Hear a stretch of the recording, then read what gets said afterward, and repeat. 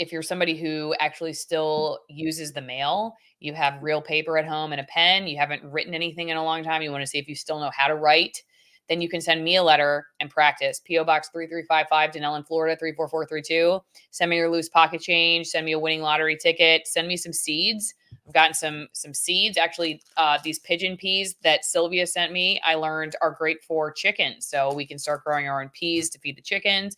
The producers open them on the way home. So please keep them kid friendly. And don't send anything that will kill us.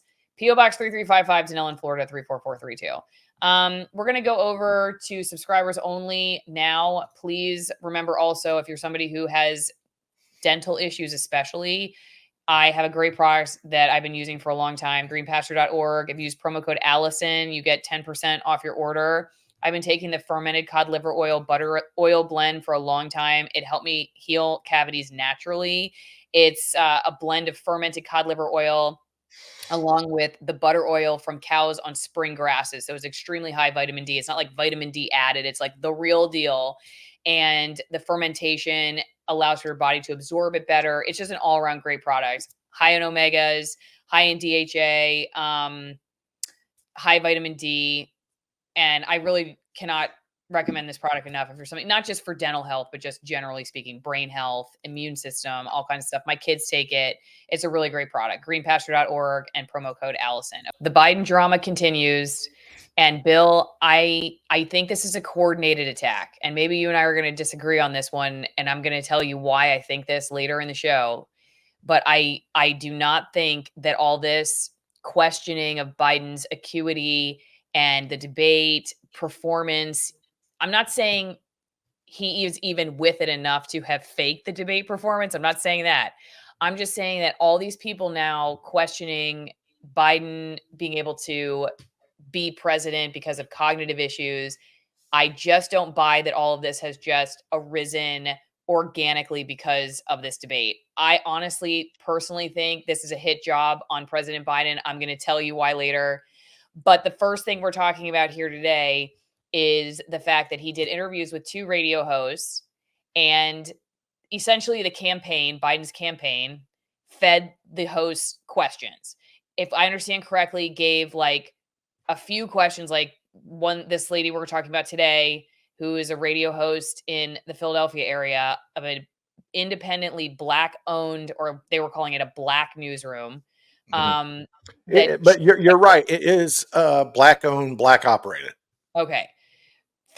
She picked 4 of like 8 questions they sent her way and then asked those questions. She's on CNN, and the CNN host all of a sudden like does research and thinks it's odd that she and the other host who interviewed Biden asked the same questions essentially. And he asks them, why did you guys ask the same questions? This is kind of weird. It's so funny when journalists can actually like get the research together, if that's in fact happening. Again, like I said, I don't know how much of this is actually organic or what's orchestrated, but like, it's just funny when they're like, oh, wait, I noticed there's a pattern here. There's something going on. So in this particular case, you know what? The host of the CNN show asks them, like, why are your questions so similar? So let's watch what this guy, Trace Tainment, give him a shout out on his YouTube channel, Trace Tainment, TRACE, Tainment, like entertainment. And he has the clip of the CNN situation that is now lit fire in the media world. In today's video, guys, check out what happens when a radio host speaks out to CNN about questions that she had to get an approval for to ask Biden. Check this video out. Andrea, let me ask you here about your interviews, and something. I listened to both of them, and there's something that's similar here. You each you asked 4 questions, and maybe that's what you were allowed to ask by the campaign or the White House. But they were essentially the same questions, both interviews, about accomplishments, progress in your respective state, what's at stake in the election, what he has to say about his debate performance, and what he would say to voters who think their vote doesn't matter or might sit this election out. Were those questions given to you by the White House, or did you have, or the campaign, or did you have to submit questions ahead of this interview? The questions were sent to me for approval. I approved them. Okay, so the White House sent the questions to you ahead of the interview. Wow. Yes. Okay. I got several questions, 8 of them, and the 4 that were chosen were the ones that I approved. Okay, and the reason I ask is not a criticism. before he goes into the reason that he asked this question, I want to flag something that I found odd about his question, Bill. And that is when I read the NPR article, which I'm going to show you in a second about this whole thing, they also make note to say it was Biden's campaign, not the White House. And he says the same thing in this interview. And I don't know if it's because NPR is reacting to his question about saying the campaign, not the White House, or if he knew about this before he asked the question. I thought it was very interesting that he differentiated. He first said, I can't remember what was it exactly. Like, I'll go back. Biden something, and then he's clarified and said the campaign, not the White House. Almost as if it was like he had some kind of information ahead of time that it was the campaign who did this. I don't know. Maybe he talked to these hosts ahead of time, pre-interviewed them, and that's how he knew it was the campaign, not the White House. I thought it was weird for somebody who doesn't know the answer to the question to be that specific in how he was asking it. I found that a little odd. What about you? No, I agree with you. It's a little strange. The wording doesn't really match up, and the phraseology may even be more important. But let's look at it again real quick. Yeah, let me play this again. Or did you have to submit questions ahead of this interview? Okay, or did you have, or the and what he would say to voters, what's at stake in the election, what he has to say about his debate performance, and what he would say to voters who think their vote doesn't matter or might sit this election out. Were those questions given to you by the White House, or did you have, or the campaign, or did you have to? Yeah, were they given to you by the White House or the campaign? Right. I don't know, man. I mean, if I didn't know the answer to that question, it being already the campaign that fished the questions, I probably would have said, was it the White House that gave you that?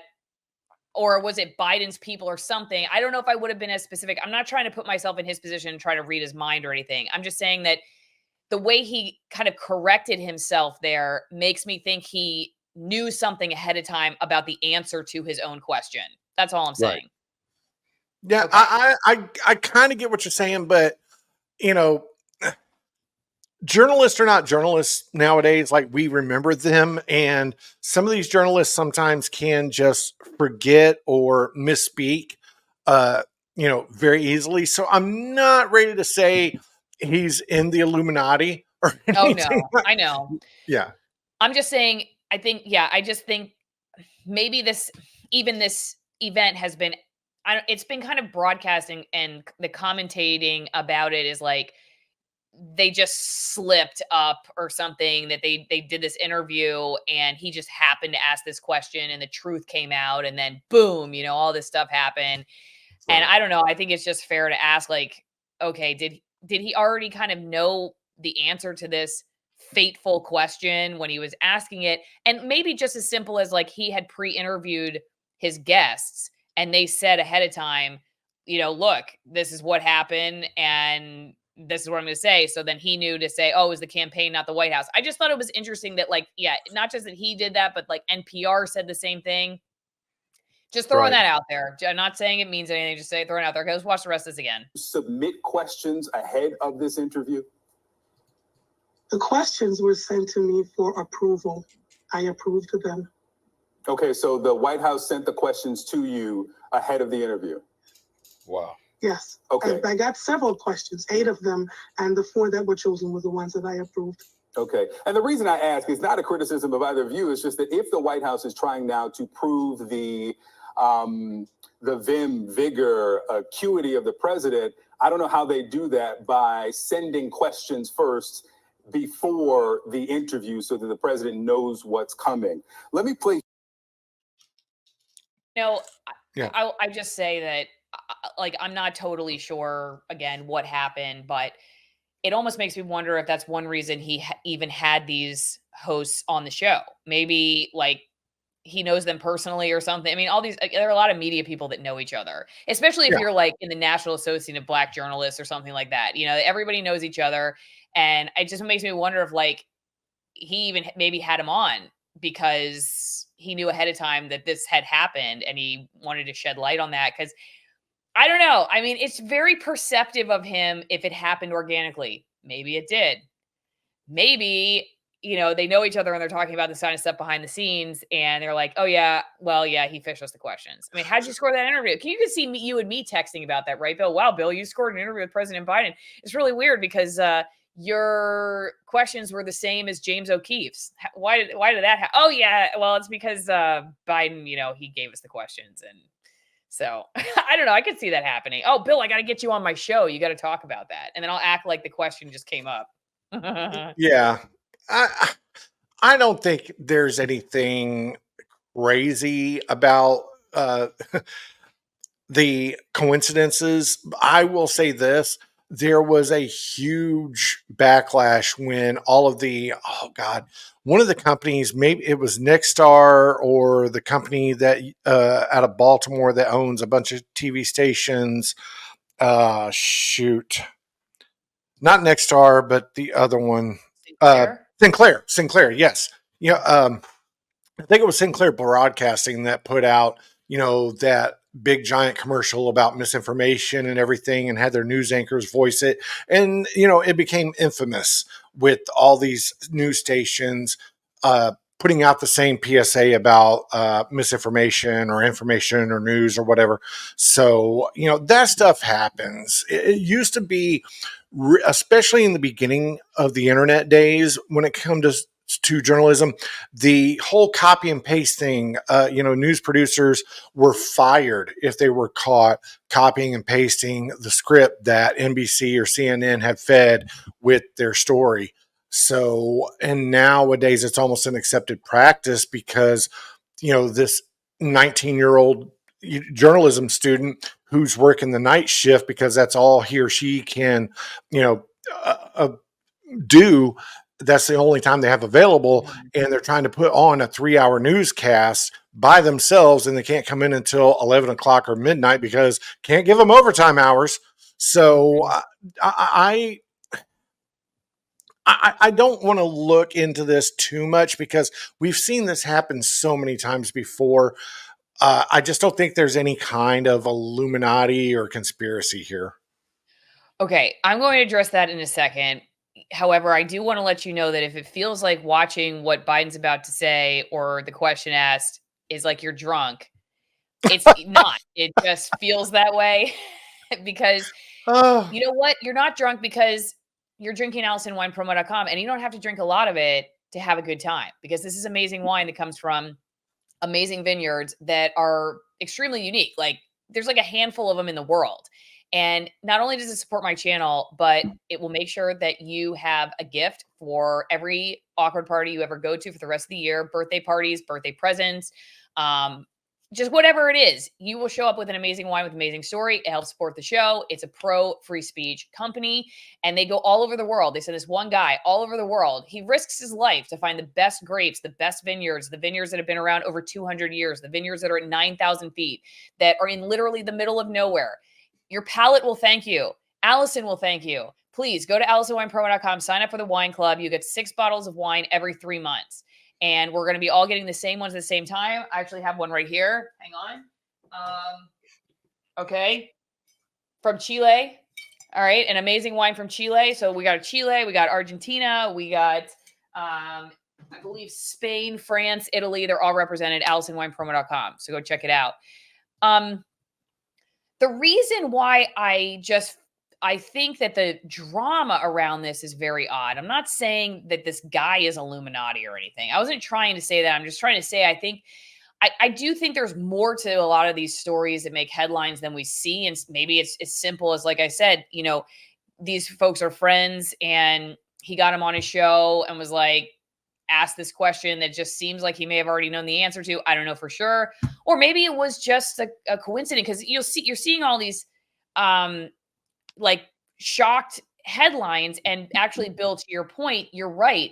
This kind of practice happens all the time, which is the reason that I sit back and take pause and say, why is everybody freaking out about it right now? This doesn't really make a whole lot of sense. In fact, remember this story from Politico that actually I did a video about a couple years ago, White House, it's normal for Biden to be briefed on reporters before news conference. Okay. This is from, well, this one's from 2023, but this is the one Right. actually from a few years ago, 2021. Reporters fume at White House quote approval rules. And I don't know, Bill, you and I may have been doing this video actually back in 2021. I don't I remember if think we we had did. in May 2021. I think we did. But Yeah. this, this is the playbook, and it was written by the White House press corps, basically reporters saying we're done with this whole we have to send you quotes and you have to approve them before we can put them in our stories. But Right. they were basically admitting that that's what's happening. That's Okay, what well, happened, right? They did, but Ken, I also direct you. Yep. Did you see what happened yesterday in the White House press corps briefing? Every journalist, it wasn't just left wing, it wasn't right wing, it wasn't centrist. Every journalist hit up KJP, Karine Jean-Pierre, whatever you want. She was in a fight for her life yesterday. I just, Bill, I'm going to say this as calmly as possible. Okay. If you just showed up to the Biden's got cognitive issues game, either you are really, really dumb or you're playing us. I mean, I'm sorry. I just don't have another. Can you please give me a third option? Can you please give me a third option? I'm either getting played or maybe I'm the person who's living in the Alice in Wonderland world. But no, I'm you're sorry. right, because the signs were there for the last 3 years. Okay, this whole Biden, we're going to beat Medicaid. Those things have been happening, but nobody's pushed them out there, and in the mainstream media. So I definitely understand where you're coming from, and why is the mainstream media trying to push him out now? Because Yes. I'm sorry. They covered it up, Bill, for years. They did. They have. I'm not disagreeing with that. So I just don't buy this. Now, here's what I'll say. 95%, if not more than that, of the average journalist, including myself, honestly, for a long time in the media business, was just taking this stuff hook, line, and sinker because we would just do what everybody else was doing.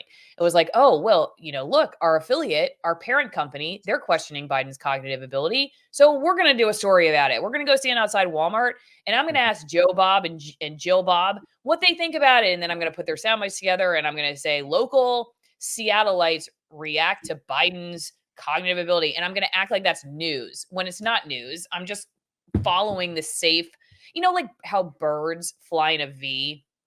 There's like one that flies in the front, and then all the other birds like hide behind its wind drift, Right. and then like they trade places. That's the news business. It's also sometimes like little buddy football and soccer and stuff like that, where everyone's just running around in complete chaos. But actually, with these coordinated efforts, which I do believe there is some group or something, whether it's the DNC or whoever's behind the DNC, that's like pushing this now, and I just, this whole, like Pee-wee soccer way of doing things, where it's like, oh, now we're going to all jump on this story, when obviously for years, if you wanted to ask about this, the information was there. Yes, I think Biden's gotten worse, but I don't think that there's anything like dramatically different than where we were 4 years ago. So I think they want to get rid of him, and I think I think this is somehow intentionally coordinated. I don't know who's coordinating it. And I'm saying 98% of journalists do not know that. I think they genuinely believe this is all just happening to them, just the way I used to too. But watching it from the outside, man, I really do think it's like it just stinks. Something stinks here. All right, let's listen to the question asked. All right, this is the question she asked. One of the questions that this radio show asked. I have a few questions for you. The first one is, a lot of people are talking about the debate and your performance. Is there any reason for the American people to be concerned? No, I had a bad debate. Yeah. I had a bad debate. But days after the Bill, interview, that sounds like she read that question. Oh, it was blatant. She was blatantly she was doing. Hold on, let me stay with me. Yeah, he was doing. She was doing this. Okay. So If you had a bad debate, it was literally an 8-year-old reading a question from a spelling bee, or a freshman in high school being allowed to answer or ask a question because the vice president came to their school. It was so blatantly obvious that she was reading a question, and in some ways probably didn't want to ask that question. That seemed more concerning to me, that she was not only reading the question, but it was a question that she really didn't care about. It was blatantly obvious. I mean, if you have spent 10 minutes in the news business, you know the news anchors and the reporters that are prompter locked. Okay. Without their prompter, they're not doing anything. So that's what that sounds like on the radio. I did radio news for many years, and that's what that sounds like. So it's not. Benefit of the doubt. She just was nervous. She had 5 minutes with a guy. She wrote him down, and she just read I completely disagree, because this is somebody who she's been at that station. If I remember the story correctly, she's been at that station for over 10 years, and she's been in radio for even longer. So, the first time I interviewed Muhammad Ali, yeah, I was nervous and shaking. The first time I interviewed the governor of Kentucky, I was nervous and shaking. But that's when I had been in the business for long enough to grab a cup of coffee. Okay. After that, you don't get starstruck no more. You interview heads of state. I'm not trying to blow up your argument. I'm just saying I would not bet $10 on that. Well, you think maybe she'd be better at faking the read. You might have it in front of you, but you'd be better at ad-libbing the read question, because that's Right. what I mean, right? Isn't that what we in TV got paid the big bucks for once you got more senior, was to pretend like you weren't reading from the prompter, but you really were reading Exactly. from the prompter? I mean, that was what people got paid. Okay, so this is good. This is good. It's about his accomplishments as president. Let's play it. I'm proud to be, as I said, the first vice president, the first Black woman to serve with a Black president. So, guys, as you can see, that's how the interview. Did you catch that, Bill? It's so bad. Let's play it again so everybody can get it. Play it again. Hang on, let me play it again in case anybody missed it. As president, let's play it. I'm proud to be, as I said, the first vice president, the first Black woman to serve with a Black president. So, guys, as you can see, that's how the interview Okay, was went. that Bill? I mean, maybe he just kind of slipped up a little bit there. He meant But how many slip-ups? Have a Black vice president serve with him, woman vice president. How many slip-ups can we continue to say, okay, this is just crazy Uncle Joe? Oh, crazy Uncle Joe just visited Europe but got back almost 2 weeks ago. Crazy Uncle Joe is sniffing this girl's hair because he's crazy Uncle Joe and it reminds him of his granddaughter. No, dude, my issue is not with Joe Biden anymore. It's not. Joe Biden has proven again and again and again he is mentally unfit and incapable of running this country. My problem, and it kind of goes hand in hand with Alison, why is the mainstream media now turning on Joe Biden? Because the next debate is in September. That's well after the DNC conference. So is the media trying to push? I think I've got a different take when it comes to why the mainstream media, and Alison may agree, Alison may disagree, but I have a different take on why the mainstream media is now turning its back on Biden and Biden supporters. And we'll talk about that when we go to the supporters only. Yes. And we're going to show what she said to her fans on her social media. Oh, so make sure that you check that out.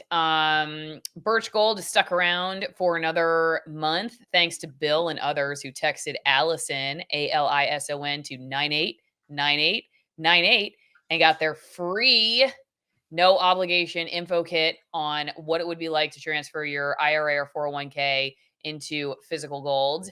If you have not been paying attention, the US dollar just took a massive hit when Saudi Arabia decided not to renew its 50-year petrodollar deal. And since 1974, Saudi Arabia has sold oil solely in US dollars. This means we don't really know what's going to happen. So if there's less demand for the dollar, Birch Gold says, what happens? Maybe you're somebody who's asking the same question and you want to call Birch Gold or text them in order to find out more about converting your IRA or 401k into physical gold. They have many, many happy customers, lots of 5-star reviews. They've been in business over 20 years and know a lot about it, probably more than most about what this all means. And you know what? You can support the show and find out from an expert what it would be like to do this, whether it's right for you. If you text Alison, Alison, to 989898.